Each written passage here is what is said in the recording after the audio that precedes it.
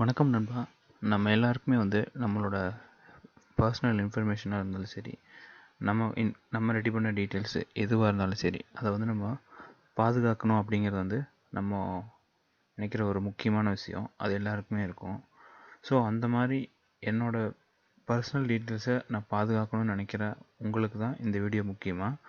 இப்போது நீங்கள் XL R word இது ரெண்டில் நீங்கள் ரெடி பண்ண டீட்டெயில்ஸ், அதாவது நீங்கள் ப்ரிப்பேர் பண்ணியிருக்கிற இன்ஃபர்மேஷன்ஸ் ஆர் எனி டேட்டாஸ் நீங்கள் எப்படி சேவ் பண்ணலாம், அதாவது ப்ரொடெக்ட் பண்ணலாம் அப்படின்னு சொல்லிட்டு இந்த வீடியோவில் பார்க்கலாம்.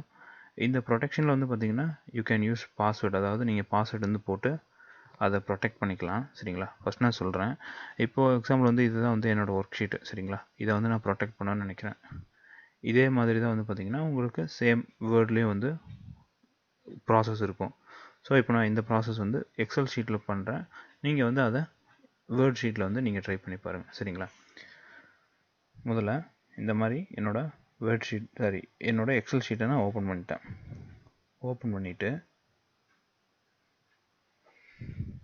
இங்கே மேலே பார்த்தீங்கன்னா ஃபைல் அப்படின்னு சொல்லி ஒரு ஆப்ஷன் இருக்கும். இந்த ஃபைல் கிளிக் பண்ணிக்கோங்க. இங்கே கிளிக் பண்ணிங்க அப்படின்னா இங்கே பார்த்தீங்கன்னா தெரியும், இந்த இன்ஃபோவில்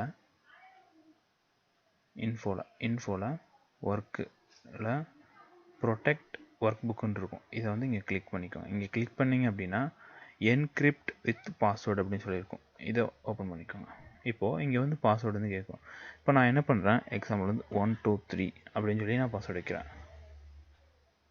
கொடுத்ததுக்கப்புறம் மறுபடியும் அது ரீஎன்டர் பாஸ்வேர்டு கேட்கும். 1 2 3 கொடுத்துட்டு ஓகே கொடுத்துக்கிறேன். இப்போ இது ப்ரொடெக்ட் ஆகிடுச்சு. ஸோ இப்படி ப்ரொடெக்ட் ஆகிடுச்சா இல்லையான்னு சொல்லி பார்த்தீங்கன்னா உங்களுக்கு இந்த மாதிரி ஒரு எல்லோ ஷேடில் தெரியும். ஸோ இப்போ மறுபடியும் இந்த இதை கொடுத்துக்கோங்க.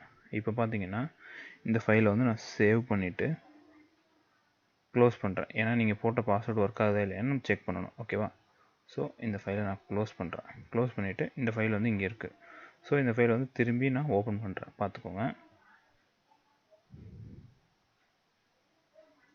பார்த்தீங்களா? ஓப்பன் பண்ணோடனே உங்களுக்கு பாஸ்வேர்டு கேட்குது. இப்போ நான் தப்பான பாஸ்வேர்டு போடுறேன்னு வச்சுக்கோங்க. 1 2 3 4 ஓப்பன் ஆகலை. This password use applied is not correct. சரிங்களா? ஸோ இப்போ கரெக்டான பாஸ்வேர்டு இதை க்ளோஸ் பண்ணிக்கிறேன். க்ளோஸ் பண்ணிவிட்டு திரும்பவும் ஓப்பன் பண்ணுறேன். கரெக்டான பாஸ்வேர்டு கொடுத்துட்டு ஓகே கொடுத்துக்கிறேன்.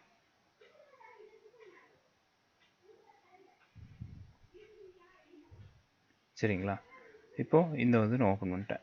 சரி, எனக்கு பாஸ்வேர்டு இப்போ தேவையில்லை, நான் பாஸ்வேர்டு ரீசெட் பண்ணணும் அப்படின்னா, பாஸ்வேர்டு வேண்டாம் அப்படின்னா என்ன பண்ணணும் அப்படின்னா, அதே ஃபைலில் போயிட்டு இன்ஃபோவில் ஒர்க்கில் இங்கே திரும்பியும் இங்கே நீங்கள் பாஸ்வேர்டு கொடுத்தோம் பார்த்தீங்களா, அதை ஓப்பன் பண்ணிக்கோங்க. ஓப்பன் பண்ணிவிட்டு இங்கே ஆல்ரெடி போட்டிருப்பீங்களா பாஸ்வேர்டு, அதை எடுத்து விட்ருங்க.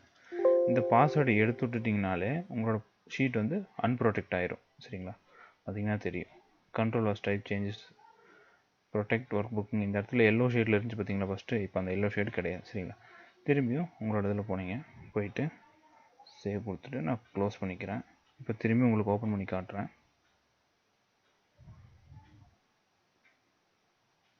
ஸோ இப்போ பார்த்தீங்கன்னா உங்களுக்கு அந்த பாஸ்வேர்டு கேட்கல. ஸோ இதே சேம் ப்ரொசீஜர் தான் பார்த்தீங்கன்னா வேர்டுக்கும் இருக்கும். ஸோ நீங்கள் இது வேர்டில் ஃபஸ்ட்டு ட்ரை பண்ணி பாருங்கள். ட்ரை பண்ணிவிட்டு அதுக்கப்புறம் நீங்கள் எக்ஸலில் யூஸ் பண்ணி பாருங்கள்.